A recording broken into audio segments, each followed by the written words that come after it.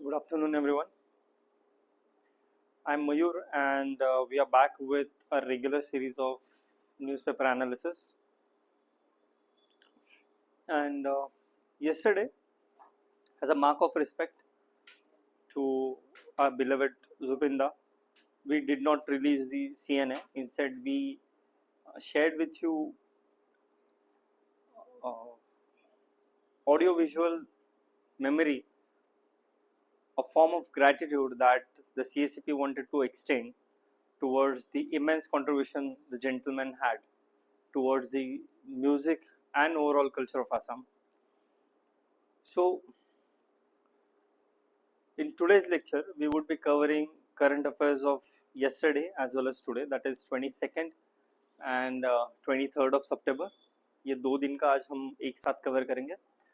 The topics that we would be discussing are related to H1B visa जो हाल फिलहाल में काफ़ी न्यूज़ में है.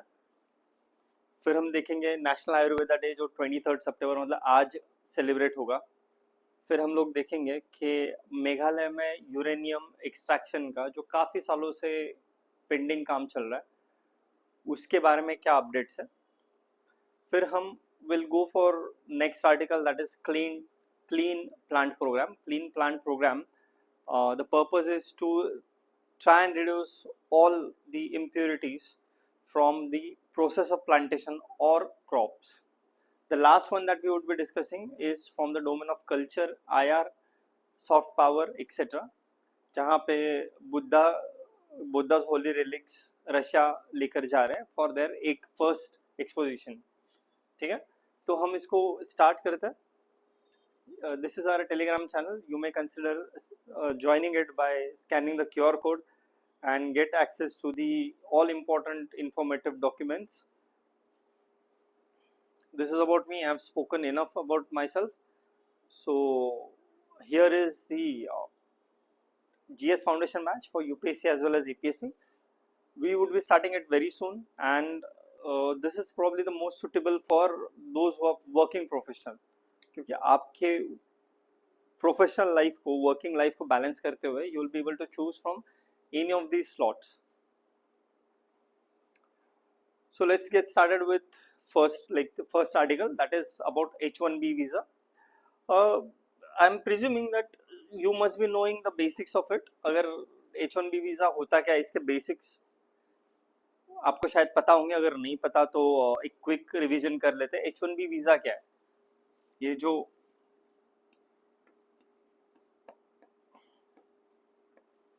जो वीज़ा है ये यूएस गवर्नमेंट का एक टूल है, एक तरीका है कि फॉरेन के जो स्किल्ड वर्कर्स है उनको स्पेशलाइज्ड काम के लिए यूएस में एंट्री देना. आज तक H1B visa was seen as one of the most easier or the convenient way of going to the US for working, है ना. इनिशियली जब H1B वीज़ा मिलता है तो वो मिलता है आपको 3 साल के लिए, 3 years, and that can be extended up to 6 years. ठीक है, इसका पर्पस क्या है? इसका पर्पस ये है कि जो कोई ऑर्गेनाइजेशन लेट्स से गूगल है, गूगल को अगर कुछ स्पेशलाइज काम करना है जो वो लोकल से नहीं करवा सकता तो वो किसी फॉरेनर को उस काम के लिए बुला सकता है. तो उस काम के लिए जो गवर्नमेंट वीज़ा देते हैं यूएस की, that is called H1B visa. ठीक है, ये वर्क के लिए मिलता है, काम करने के लिए मिलता है. ये जो वीज़ा है ये इनिशियली कुछ 2000 या $5000 तक मिलता था अभी तक, है ना. पर वीज़ा यू हैड टू पे अराउंड $2000 to $5000. ऑल्सो ये एम्प्लॉयर स्पॉन्सर्ड वीज़ा हुआ करता था. जो यूएस में जो एम्प्लॉयर है जो आपको काम के लिए बुला रहे, they used to sponsor this visa. Unless and until it is sponsored by the employer आपको वीज़ा नहीं मिलता था. तो जैसे हमारे महाशय है ट्रम्प बाबा, उन्होंने अचानक से आउट ऑफ नोवेयर एकदम से उसको $2000-5000 से $100,000 कर दिया, मतलब $1,00,000 कर दिया, which translates into around 90 lakh rupees, लगभग इंडिया के 90 लाख रुपए अगर आप दोगे तो आपको H1B वीज़ा आपको शायद मिल सकता है लॉटरी सिस्टम में. ये बैकग्राउंड है इस न्यूज़ का. तो हुआ ये है, आर्टिकल में ये क्लियर किया गया कि H1B वीजा के आसपास जो बहुत ज्यादा कंफ्यूजन क्रिएट हो गया था, उसको क्लियर किया गया है कि H1B वीजा अभी, पहले ये कह रहे थे कि आपको एनुअली फीस पे करना पड़ेगा, but this would be now it will be one time फी। एक बार पे करने से, आप अगर 3 साल के लिए हो, 6 साल के लिए हो, तो आपको बस वन टाइम पे है वो।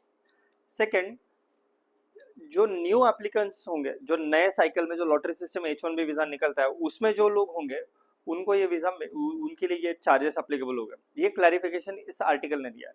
बस इस आर्टिकल के कंटेक्स्ट में we'll just take a look at what kind of an implication this may have. So ये जो मैंने अभी बताया कि ट्रम्प साहब ने अचानक से $1 लाख का चार्ज लगा दिया, which was initially around $2,000 to $5,000.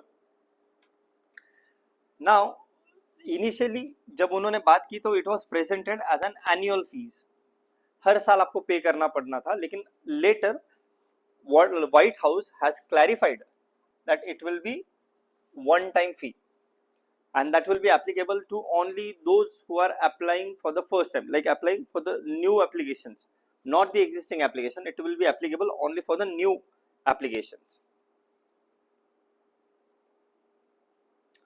India के कंसर्न क्या, ऑब्वियसली जो इंडिया का वर्कफोर्स है जो H1B वीजा पे यूएस में जाता है, इंडिया के लिए वो सोर्स ऑफ रेवेन्यू भी है, क्योंकि वो पैसे रेमिटेंसेस इंडिया में भेजते हैं, एंड दूसरा वो एक तरीके से इकोनॉमिक इंटरडिपेंडेंसी को स्ट्रेंथन करता है, right.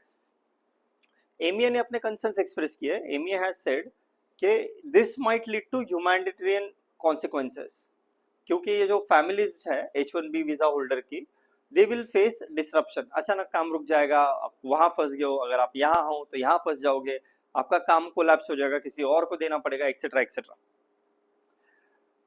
एमिया has also highlighted that ये जो स्किल्ड लेबर मोबिलिटी है ना, ये सिर्फ यूएस के लिए बेनिफिशियल नहीं है, ये सबके लिए बेनिफिशियल होती है। जो इंडियंस जाते हैं उनके लिए भी बेनिफिशियल है, यूएस ऑर्गेनाइजेशन से उनको भी फायदा होता है कि उनको सस्ते में, compare to what they would end up paying to the US national for that amount of skill, वो इंडियन नेशनल के लिए वो सस्ते में हो जाता है ना। सो ये यूएस के लिए काफी अफोर्डेबल ऑप्शन होता है, it contributing to the technology development, innovation and economic growth along with competitiveness. अब कितना इम्पैक्ट है इसका, इंडिया का कितना, जो H1B वीजा यूएस से सैंक्शन होते हैं, लगभग 65,000 H1B वीजा हर साल सैंक्शन होते हैं, प्लस 10,000 कोई इमरजेंसी सिचुएशन के लिए। वो 65,000 में से 71% ये सिर्फ ये 71% अकेला इंडिया लेता है, रिमेनिंग 29% में रेस्ट ऑफ द कंट्रीज जाता है। इसमें भी अगर हम ऐड कर ले, अराउंड 12% चाइनीज लेते हैं, तो चाइना और इंडिया दोनों मिला के लगभग 84% 83% वीजा इसमें से ले लेते हैं, और बाकी के कंट्रीज के लिए कुछ बचता नहीं है। बट वो इसलिए नहीं ले पाता इंडियन वर्कर, क्योंकि वो उतना ज्यादा स्किल्ड है, उतना ज्यादा वो एजुकेटेड है, ठीक है।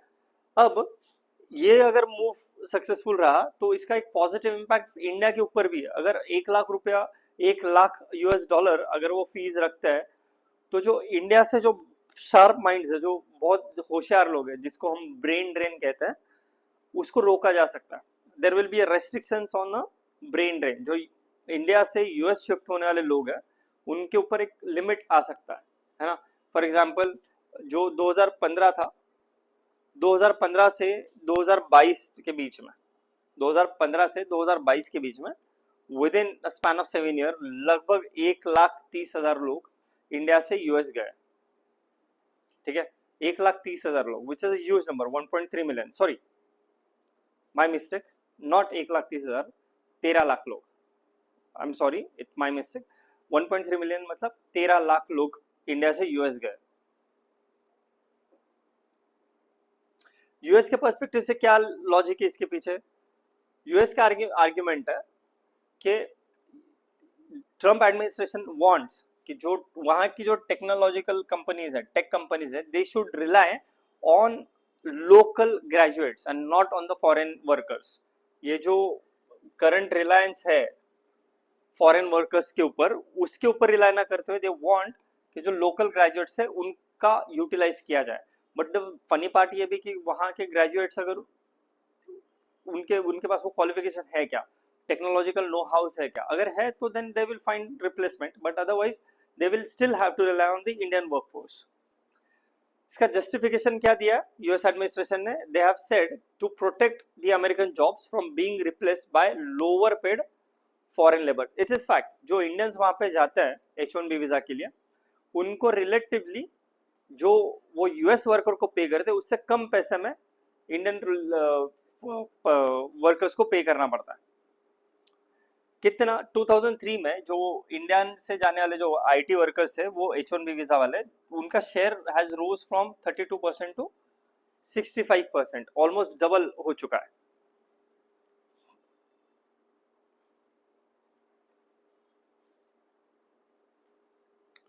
Let's try and solve this MCQ. Let's go through it quickly. Which of the following statements about the recent H1B visa policy changes announced by the US are correct?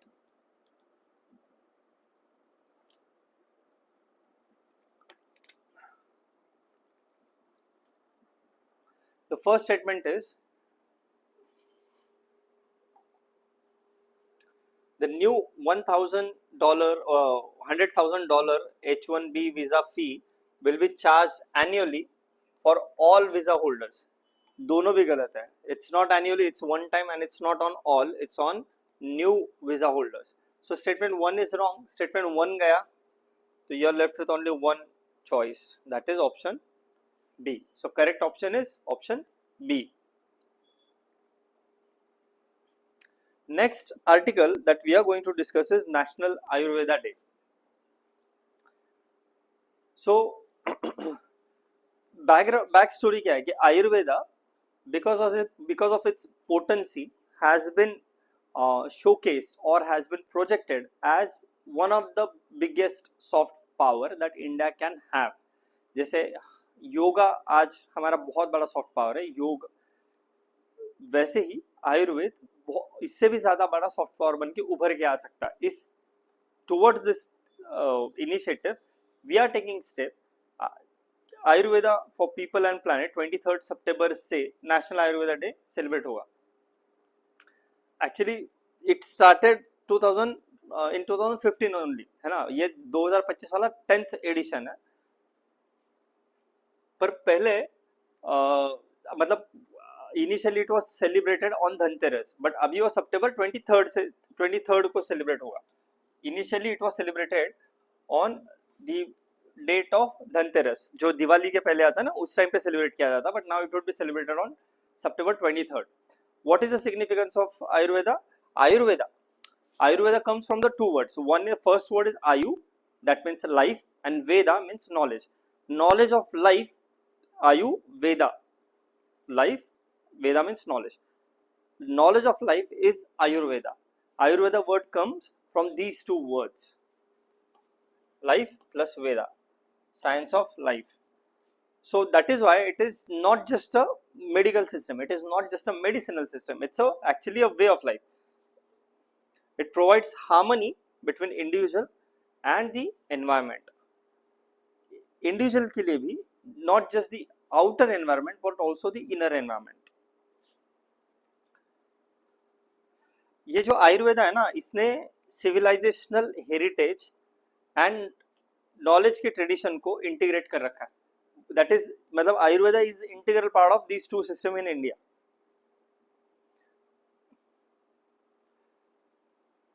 दो 2025 में जब हम लोग ये आज सेलिब्रेट कर रहे हैं नेशनल आयुर्वेदिक डे, उस टाइम पे कुछ इनिशिएटिव्स लिए गए 2025 में. एक है देश का स्वास्थ्य परीक्षण, जहां पे नेशन वाइड हेल्थ चेकअप किया जाएगा, कैंपेन होंगे उसके. एक है Dravya portal. Dravya portal as name suggest, it's a portal, that means it's a repository of Ayurvedic substances. It will integrate the classical text as well as modern scientific literature about the medicine. Then we have Apta portal. It will showcase the lives and contribution of Ayurvedic luminaries, जिन्होंने exceptional काम कर रखा है, जिन्होंने उसमें advancement ला रखी है, उनके बारे में यहाँ पे डिस्कशन होगा। रन भाजी उत्सव ये होगा लोकल जो बायोडाइवर्सिटी है और लोकल जो कल्चर है उसके हेल्दी लाइफस्टाइल के बारे में डेमोन्स्ट्रेशन अवेयरनेस कराने के लिए। And then we will have new health infrastructure at AIIA Goa. AIIA Goa means All India Institute of Ayurveda. ठीक है, ये कुछ इनिशिएटिव्स है जो लिए गए हैं आयुर्वेदा के कंटेक्स्ट में। We also have awards. The award is called national Dhanvantari Ayurveda awards, है ना। ये क्यों दिए जाएंगे? Obviously like any other awards, these awards are also given to recognise the contribution of luminaries in the field of Ayurveda. ठीक है, फिर वो टीचिंग हो जाए, फिर वो is it even if it is teaching, even if it is research, even if it is production, even if it is about innovation, इसके लिए ये नेशनल धन्वंतरी आयुर्वेदा अवार्ड दिया जाता है। अब इस नेशनल आयुर्वेदा डे का ब्रॉडर रेलेवेंस क्या है?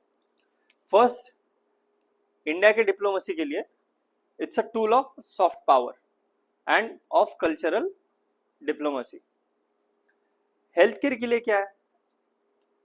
आयुर्वेदा जो है ना, हेल्थ केयर में प्रिवेंटिव केयर को होलिस्टिक एंड सस्टेनेबल सॉल्यूशंस के साथ इंटीग्रेट करता है। आयुर्वेदा सिर्फ क्यूरेटिव केयर के ऊपर काम नहीं करता, it integrates your lifestyle, sustainable solutions and preventive care. Economically क्या है कि फॉर एग्जांपल इकोनॉमिकली अगर इकोनॉमिक पर्सपेक्टिव से देखा जाए तो Ayurveda is seen as multi billion dollar proposition. उसका उस सेक्टर का उतना स्कोप है।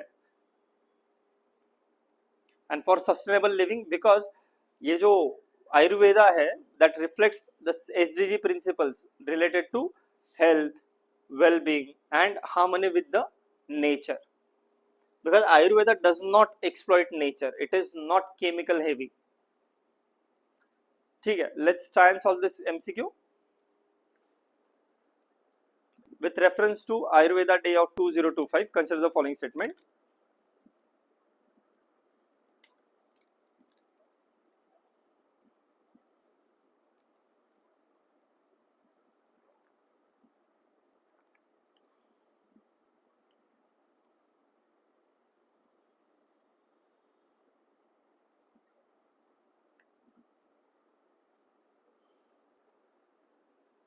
Try and answer this question and mention your option in comment section. Just using elimination method you will be able to answer this. Focus on this portal is a global repository है क्या, ये आप check कर लेना। Let's move on to the next article that concerns with the uranium extraction in Meghalaya. तो इस article पर जाने से पहले कुछ बेसिक्स देख लेते हैं। यूरेनियम क्यों चाहिए? यूरेनियम है क्या? यूरेनियम एक न्यूक्लियर फ्यूल है। हमको न्यूक्लियर फ्यूल की क्यों जरूरत है? For two reasons. एक, एनर्जी सिक्योरिटी के लिए, एंड दूसरा वो we can utilise it for the national defence purposes, है ना। तो national security as well as economic security, energy security, इनके लिए यूरेनियम का होना बहुत जरूरी। यूरेनियम अलग अलग फॉर्म्स में आता है, कुछ वेन में आता है, कुछ सबस्ट्रैट्स में आता है, डिफरेंट फॉर्म्स के उसके माइंस होता है ना। तो जो माइंस मेघालय में अवेलेबल है उनको काफी टाइम से सिंस 1980s खासी कम्युनिटी खासी हिल्स के आसपास अपोज करती है। दे डू नॉट वांट कि इसका एक्सट्रैक्शन हो। So there is a huge dilemma between extraction of it and the concerns of the local, the impact on the diversity और the ecology and also the health aspect of the community. Decision making में कितना participation है community का, ये भी important dimension है। So we are going to look at all these dimensions in this particular article. Okay, like I said, ये मेघालय का जो है that is only uranium mine which is sandstone type. This mine in Meghalaya is the only one which is of sandstone type. Rest are of remaining are of vein type, unconformity related or strata bound or vein type or vein type. So sandstone type वाला जो है that is relatively easier to extract. Okay, so context क्या है news का? context ये है कि the center has decided to proceed with the uranium mining in Meghalaya despite the opposition from the local Khasi groups. ये union ministry of environment, forest and climate change जो है, they have issued office memorandum which is shortly which is called as OM, which has exempting extraction of atomic, critical and strategic minerals from public consultation. Meaning what? इसके पहले अगर ये OM के absence में अगर आपको इन मिनरल्स को extract करना होता था तो आप लोगों को पब्लिक कंसल्टेशन वाज मैंडेटरी.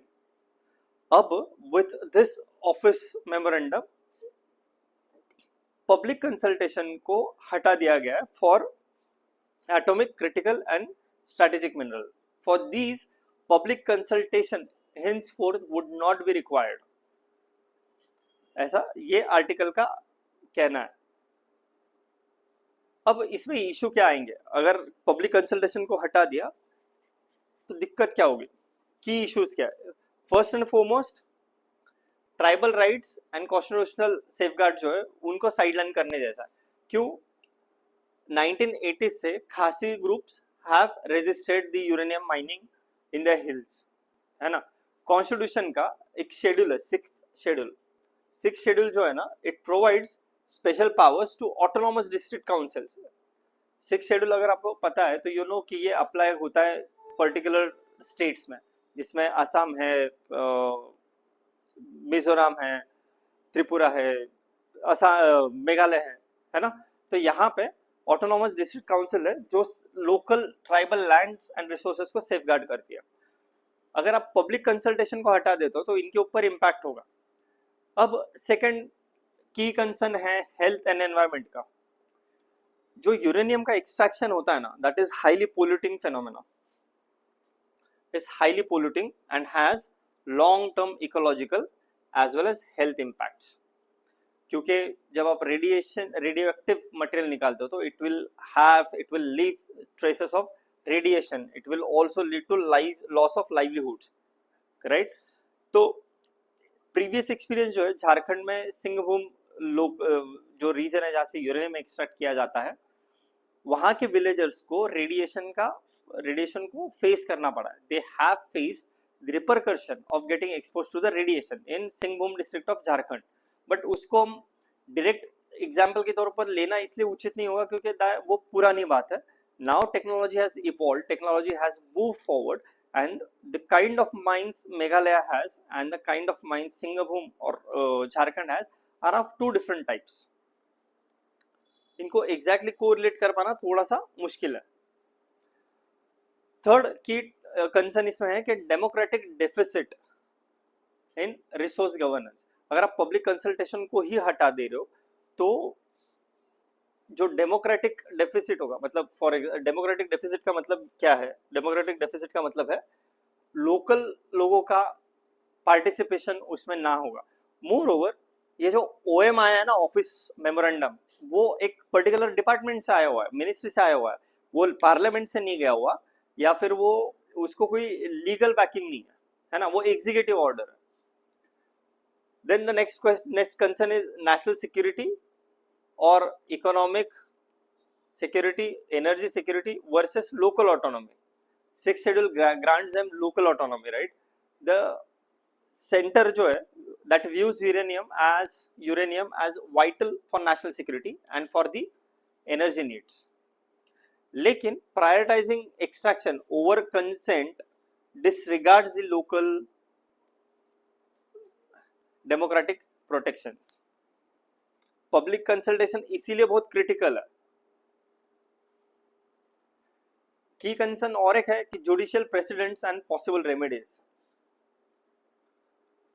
ये ओएम जो है ना, उसको जो local communities they might challenge in courts.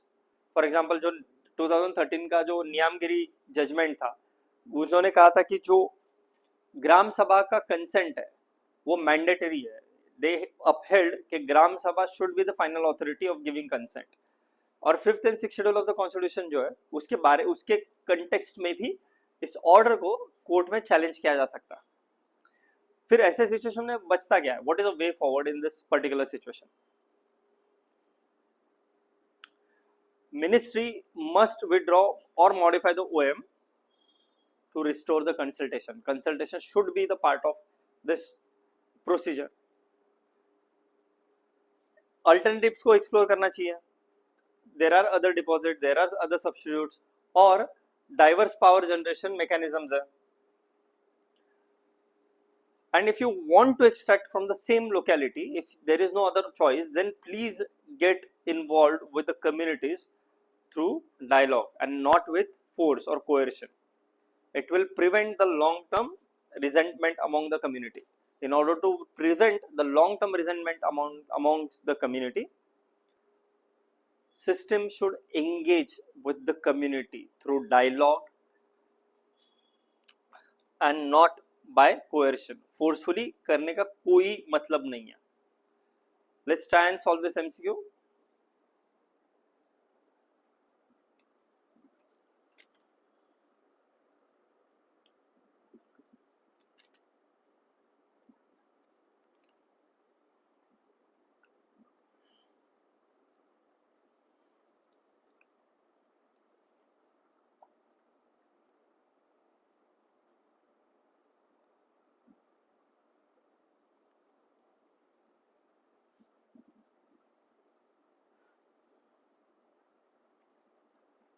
Very simple question.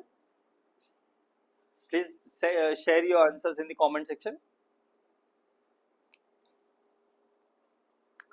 Fourth, an important article, what is Clean Plant Program? है ना, जो इंडिया का हॉर्टिकल्चर सेक्टर है, horticulture sector, fruits, vegetable etcetera, mostly export oriented है, उसको और ज़्यादा डिसीज फ्री करने के लिए we need disease free planting material. उसके लिए ये लाया गया है क्लीन प्लांट प्रोग्राम, CPP. जो अभी जो बायोटिक एंड एबायोटिक स्ट्रेसेस है ना, बायोटिक और एबायोटिक स्ट्रेसेस जो है, that have threatened the health of plant and that have directly reduced the productivity and incomes of the farmer. Okay, तो जो सिस्टमेटिक पैथोजेंस है, मतलब बहुत सारे वायरसेस है जो प्लांट्स के ऊपर अटैक करते हैं, they cause severe yield losses, production के ऊपर सीवियरली इम्पैक्ट करता है. एक बार इस किसी भी डिसीज के सिम्टम्स अपीयर होना शुरू हो गया तो उस डिसीज को कंट्रोल करना becomes a very economic affair, very heavy affair, difficult task है. And that is why in as a part of preventive strategy, planting material ही अगर हमें पहली कोशिश में ही in the first place if you can get the clean planting material, तो वो आपका काफी खर्चा जो बाद में होने वाला नुकसान है उसको रिड्यूस कर देता है. ये क्या है CPP? It is minister of agriculture का कॉन्सेप्ट है. This CPP is in collaboration with the Asian development bank and it's a novel initiative. It is aimed at ensuring healthy disease free planting material for key fruit crops. Obviously अगर ये हम लोग implement कर पाए तो इससे farmers का productivity बढ़ेगा, प्रॉफिटेबिलिटी बढ़ेगा एंड सिस्टम के ऊपर स्ट्रेस कम डालेगा. इवेंचुअली इससे इकोनॉमी पर ही इम्पैक्ट होगा. इस CPP के what are the key features? First, एक के इसका पर्पस ही क्या है, ऑब्जेक्टिव क्या है? ये virus free high quality planting material farmers को प्रोवाइड करना, बहुत सिंपल पर्पस है. इम्प्लीमेंटेशन कौन करेगा? नेशनल हॉर्टिकल्चर बोर्ड जो है, national horticulture board, that is the executive agency, they are going to implement. And ICAR, Indian council of agricultural research, ये technical oversight करेगा and it will also build the capacity. ये जो clean plant centers है, they will be set, the 9 will be set up. There will be 9 clean plant centers. 3 will be in Maharashtra, Pune में grapes का होगा, नागपुर में oranges का होगा and Solapur में पोमोग्रेनेट्स का होगा. तो ये जो लास्ट के 3 है ना, ये आपके एग्जाम के पर्सपेक्टिव से इतना इंपॉर्टेंट नहीं है, बट आइडिया इज कि क्लीन प्लांट सेंटर्स से अभी 9 होने वाले, पहले 3 महाराष्ट्र में होंगे।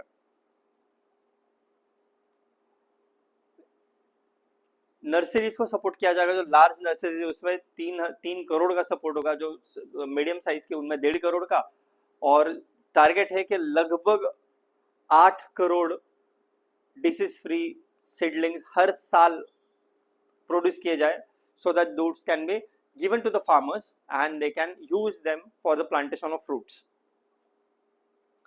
इसमें थोड़ा इंटरनेशनल कोऑपरेशन भी इन्वॉल्व है, जिसमें इजराइल है, Israel is contributing, Netherlands is contributing for the best practices.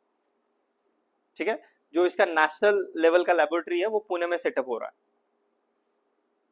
इसके बेनिफिट्स क्या है फार्मर्स के लिए? एक तो सबसे बड़ा बेनिफिट जो होगा फार्मर्स के लिए होगा कि उनको हायर यील्ड्स मिलेगा, बेटर इनकम मिलेगा।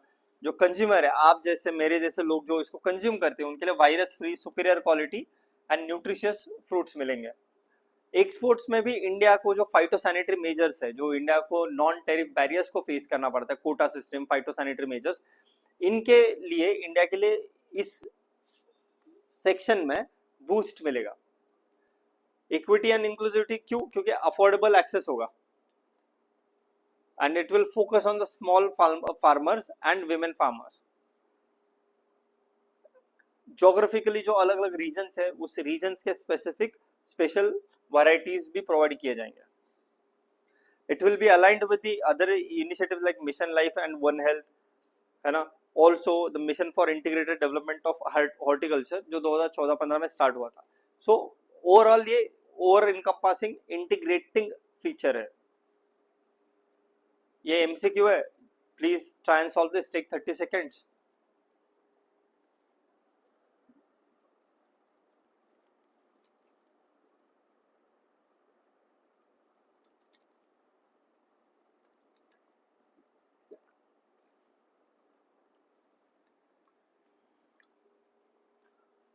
With reference to the Clean Plant Program, consider the following statement. It is implemented by the Indian Council of Agricultural Research (ICAR) as the nodal executive agency. No, nodal executive agency national horticulture board है। ICAR जो है वो oversight रखेगी, capacity building करेंगी। हमने अभी देखा ना, तो statement 1 is wrong, so 1 gone. The only option correct is option B.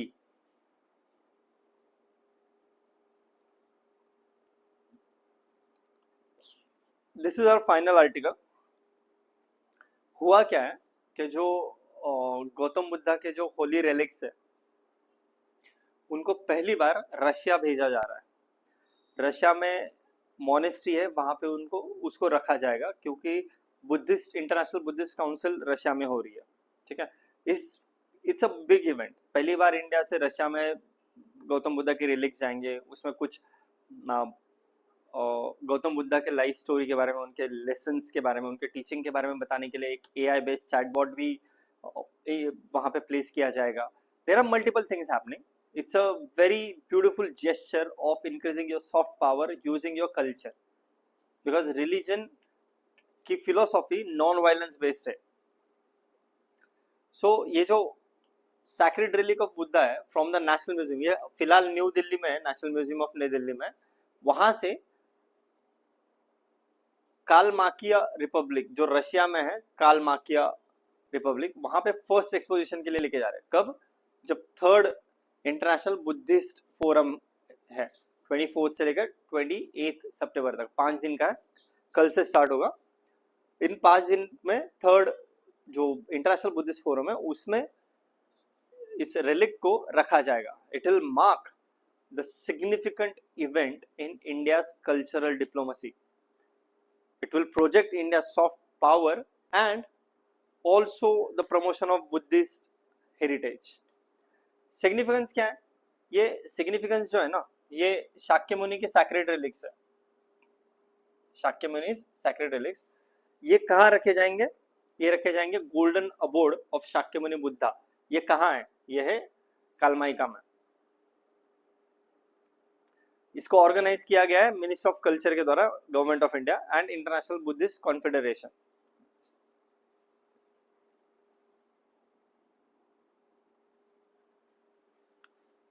ये एक आपके एग्जाम के पर्सपेक्टिव से शायद ये दो चीजें इंपॉर्टेंट है.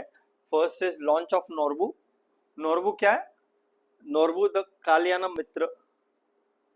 मित्र. Norbu the Kalyan Mitra, it's an AI chatbot. ये रशियन में है and it is to spread the Buddhist Dhamma. Also जो मंगोलियन कंजूर थे, मतलब रिटर्न कुछ आर्टिफैक्ट्स है, लगभग 108 वॉल्यूम्स है, उनको डिफरेंट बुद्धिस्ट इंस्टीट्यूट्स में एंड यूनिवर्सिटीज में डिस्ट्रीब्यूट किया जा रहा है. इसका सिग्निफिकेंस क्या है? ऑब्वियसली कल्चरल डिप्लोमेसी है, सॉफ्ट पावर है. Then we are also through this we are also emphasising on the spiritual diplomacy, right? Civilisational heritage को हम लोग शेयर कर रहे हैं एंड साइंस एंड स्पिरिचुअलिटी का इंटीग्रेशन हो रहा है. अगर आप एआई चैटबॉट को यूज कर रहे हो रशियन लैंग्वेज में to spread the ideas of Buddhism, it is the significant example of integration of science and spirituality. ठीक है, ऑलराइट. सो इसका एक एमसीक्यू देख लेते हैं and then we'll be done for the day.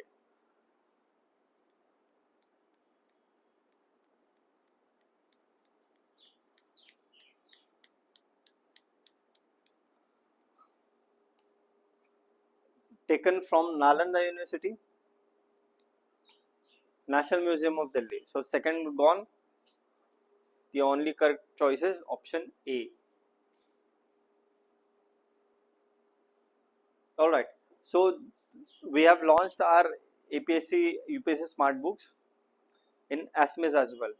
ठीक है, total 17 books है, 10 smart books for prelims है and 7 are for mains. Thank you very much for joining us. You have shown extraordinary support to our CNA videos. I hope to see your feedbacks, your thumbs ups and your valuable suggestions on this video as well. See you tomorrow again. Thank you.